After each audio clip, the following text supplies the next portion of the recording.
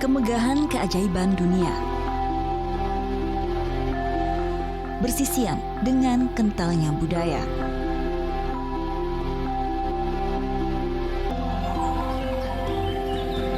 Dipelihara dalam keramahan dan dikelilingi bentang alam yang indah menyejukkan mata dan jiwa. Bersama saya Amalina Lutfia, kita akan menjelajah Magelang di era new normal.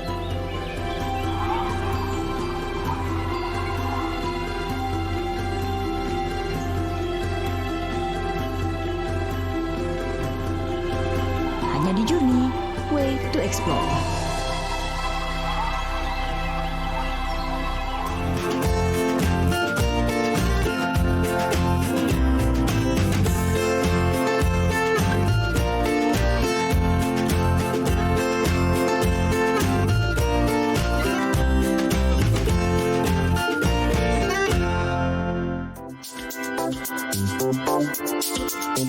Dalam Journey kali ini, saya akan mengajak Anda menuju ke kota yang kental akan budaya, Magelang.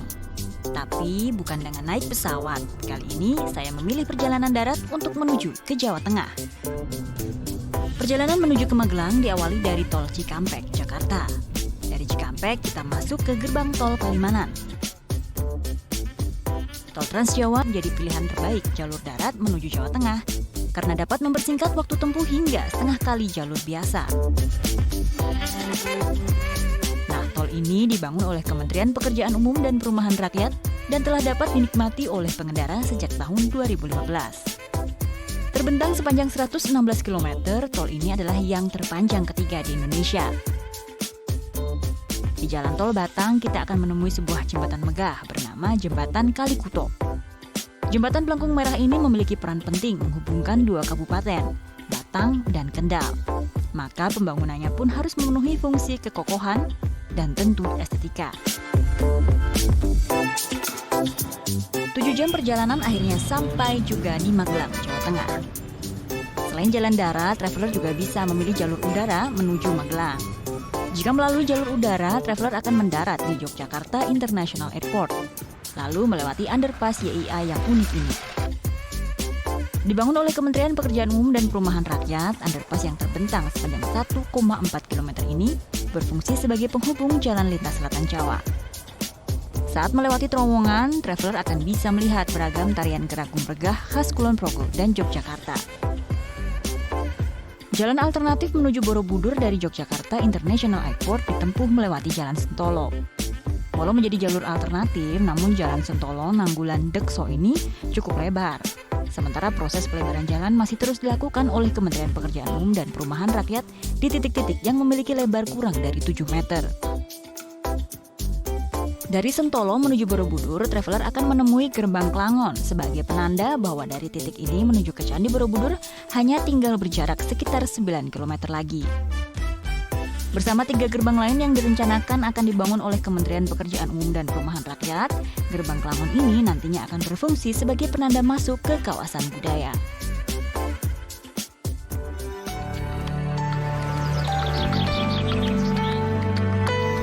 Lokasi pertama yang ingin saya jelajahi adalah Desa Wisata Candirejo. Candirejo adalah desa wisata pertama di wilayah sekitar Borobudur. Di homestay milik desa bernama Omahe Biung ini, saya akan menghabiskan malam di Candirejo.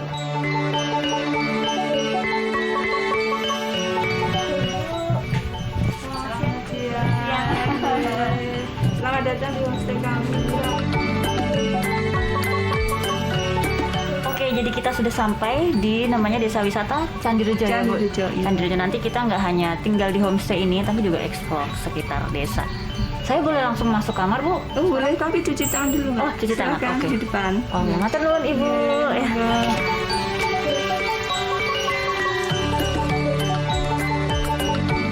Seluruh objek wisata dan homestay di sini dikelola di bawah Koperasi Desa Wisata untuk kelestarian dan juga kesejahteraan desa.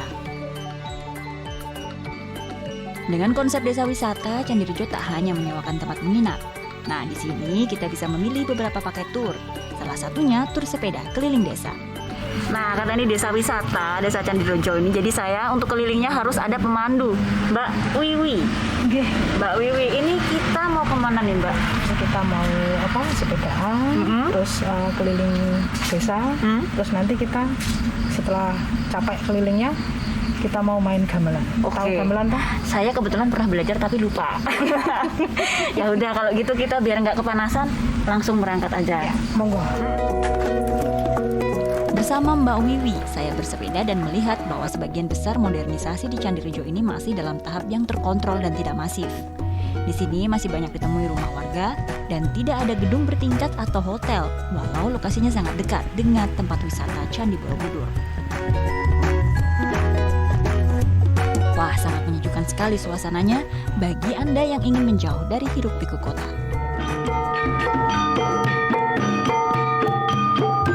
Mbak Wiwi lalu mengajak saya mampir ke lokasi gamelan.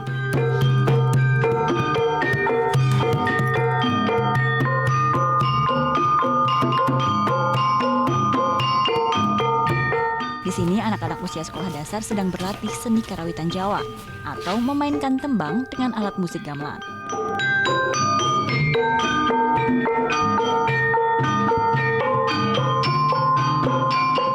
Mbak Lena mau nyoba main gamelan? Boleh, Mbak, nyoba. Boleh. Ya wes. Bisa tak main gamelan? Insya Allah. Monggo silakan.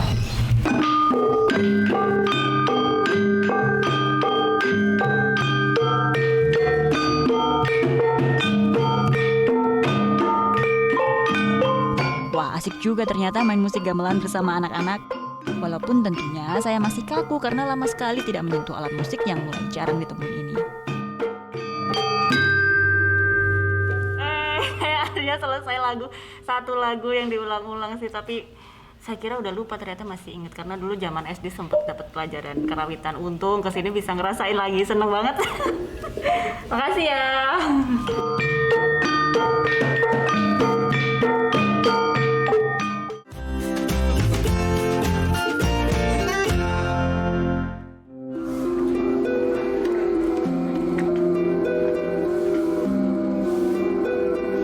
Hari selanjutnya menjelajah Magelang. Tujuan saya menyaksikan matahari terbit.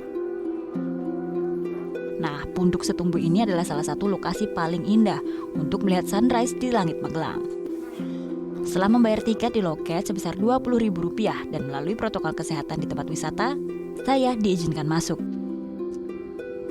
Trekking menuju ke puncak Punduk Setumbu dimulai dengan penerangan lampu jalan yang remang-remang. Namun untungnya jalan yang saya tempuh sudah disemen dan tidak lagi berupa tanah. Tidak sampai setengah jam mendaki, akhirnya sampai juga di puncak Punduk Setumbu. Jalan dan berbagai fasilitas di Punduk Setumbu mengalami perbaikan dan penataan secara bertahap oleh Kementerian Pekerjaan Umum dan Perumahan Rakyat di tahun 2017 dan 2018 lalu. Tepat pukul 6 pagi akhirnya sunrise yang ditunggu pun muncul. Semburat warna merah yang indah muncul di sela-sela dua gunung, Merapi dan Merbabu. Jika ingin menyaksikan sunrise, traveler harus cermat mengecek jadwal dan datang paling tidak pukul 5 pagi agar tidak kelewatan dan mendapat spot bagus jika ingin foto.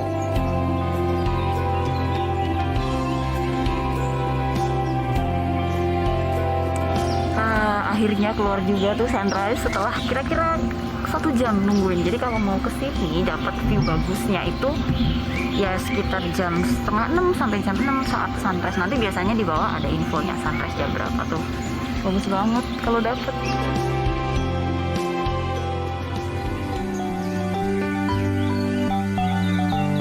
Dari Punduk Setumbu saya turun menuju ke salah satu tujuan wisata dunia, Candi Borobudur. Candi Borobudur kini telah terbuka untuk turis di masa pandemi, namun tentu dengan protokol kesehatan yang ketat. Terima kasih, silakan. Pemeriksaan suhu tubuh, disinfektasi, dan mencuci tangan.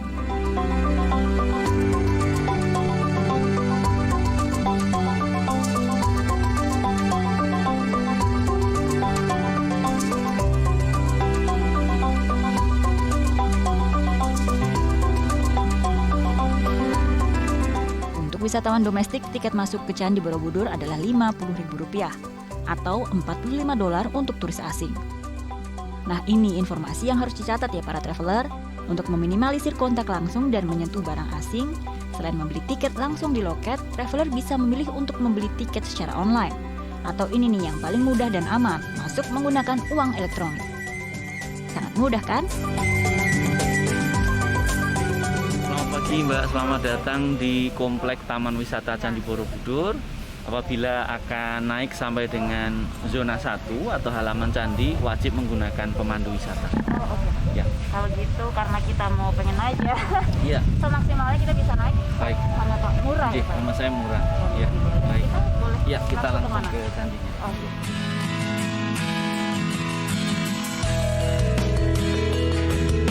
Dari loket menuju ke kawasan utama candi, kami melewati boulevard.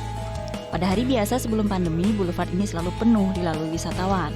Nah, kedepannya, jalan ini akan mengalami renovasi dengan penambahan 2 meter lebar jalan oleh Kementerian Pekerjaan Umum dan Perumahan Rakyat untuk mengakomodir turis karena status Candi Borobudur sebagai tujuan wisata dunia.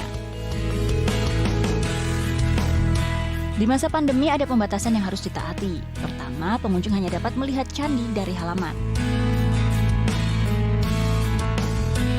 Dan jika ingin masuk ke dalam kompleks candi, harus menyewa jasa guide resmi. Di dalam pun, pengunjung akan dibatasi hanya 140 orang yang boleh masuk dalam satu waktu. Ada aturan apa aja sih Mas selama Covid ini kalau untuk yang di sini? Iya, ada pembatasan jarak juga, jadi pengunjung disebar sebagaimana rupa. Kita ini ke kanan, pengunjung yang lain ke kiri begitu. Kemudian pesan-pesan pelestarian juga sangat penting, di mana Borobudur ini usianya sudah 1.400 tahun, jadi pengunjung dimohon dengan sangat kesadarannya selama naik ikuti aturan yang ada, tidak boleh pegang stupa, tidak boleh pegang relief, kemudian tidak boleh duduk-duduk, dan masih tradisi yang sangat kuat sekali di Indonesia, orang masih suka pegang-pegang patung itu, padahal itu cuma mitos ya. Jadi itu nggak benar. Jadi seperti itu, sehingga harapannya Borobudur akan tetap lestari, antara pariwisata dan pelestarian itu tetap dapat berkesinambungan. 2 kali mengunjungi Candi Borobudur tidak membuat saya bosan, justru semakin takjub dan terkesan dengan kemegahan peninggalan sejarah yang masih kokoh berdiri ini. Lanjut berkeliling komplek candi. Nah, belum banyak nih traveler yang tahu bahwa di dalam lingkungan Candi Borobudur juga banyak lokasi wisata pendukung. Salah satunya Museum Samudra Raksa yang terletak di utara candi. Selamat siang, selamat datang di rumah Samudra Raksanya. Bisa masuk ke dalam sini Mas ya. Di dalam Museum Samudra Raksa ini ada kapal yang dibangun berdasar relief yang ada di Candi Borobudur.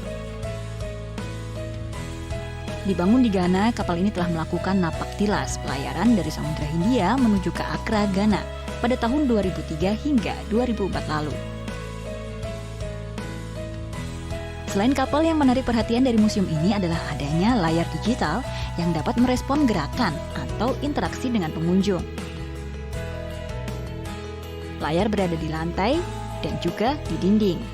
Nah, khusus di bagian dinding, layar ini memutar film animasi yang menunjukkan sejarah kemaritiman Indonesia. Sangat menarik apalagi untuk anak-anak usia sekolah.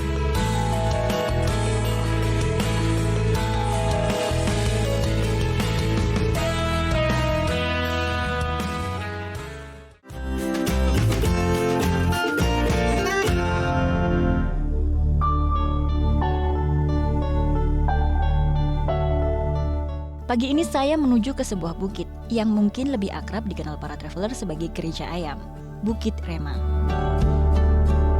Di era new normal ini, Bukit Rema juga telah membuka kunjungan wisatawan dengan protokol kesehatan. 35 monggo, silakan masuk. Memasuki ruangan gedung, pengunjung akan disuguhi foto-foto sejarah pembangunan rumah ibadah ini.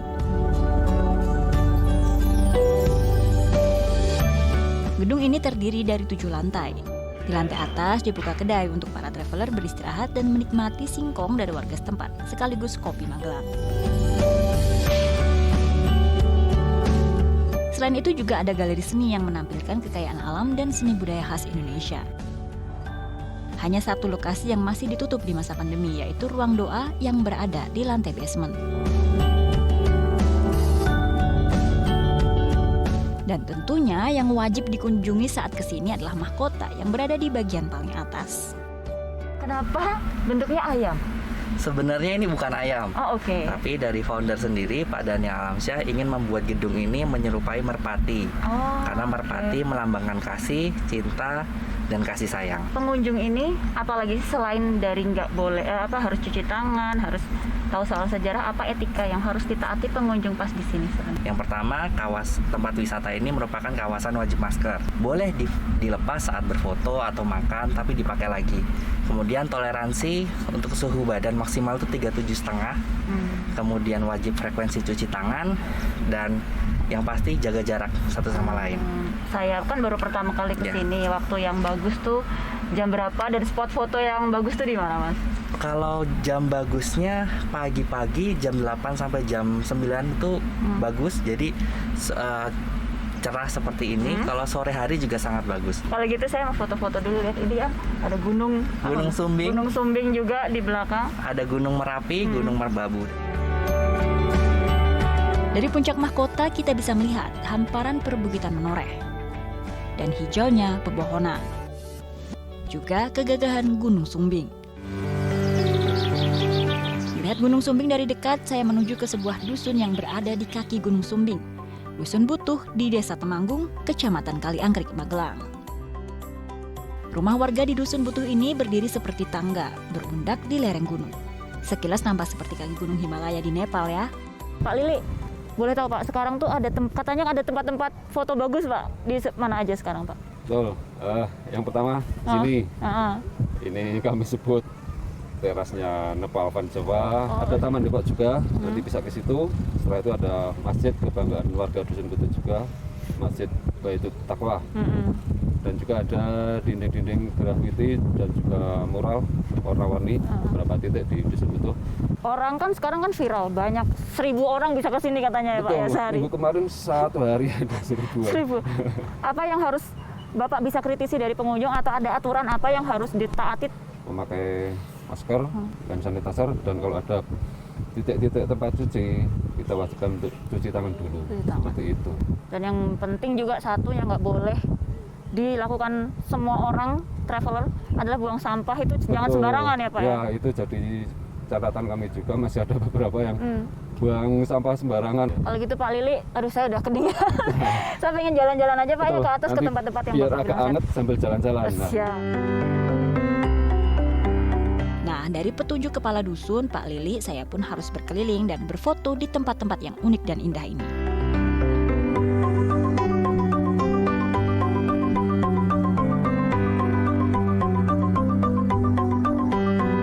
Sepanjang perjalanan saya mendaki melewati rumah warga. Di beberapa rumah terdapat grafiti yang cantik juga nih untuk dijadikan spot foto. Hampir setiap sudut desa Kaliangkrik memiliki pemandangan yang indah dan tidak ada duanya. Dijamin puas foto-foto bagi para traveler yang hobi hunting foto atau sekedar selfie. Setelah mendaki jalan yang cukup curam, saya beristirahat di base camp pendakian Gunung Sumbing, Simfoni Sumbing.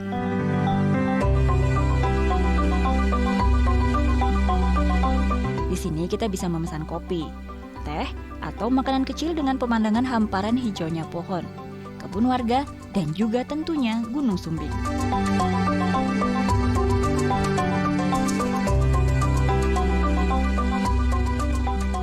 Ini adalah perhentian terakhir rute jalan-jalan saya di Dusun Butuh. Simfoni Sumbing ini adalah base camp dari para pendaki yang pengen naik ke puncak Sumbing. Persiapannya ada di base camp ini nih. Nah, tapi nggak cuma buat pendaki, kita sebenarnya juga bisa ke sini sekedar nonton pemandangan, menikmati dinginnya Dusun Butuh dan juga ngopi di sini. Mari Mas, monggo.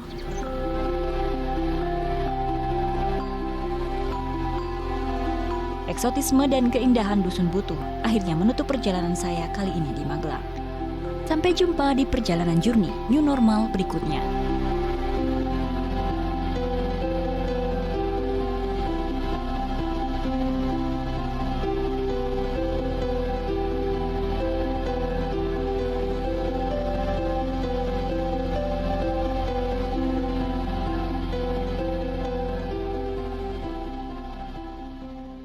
Metro TV, knowledge to elevate.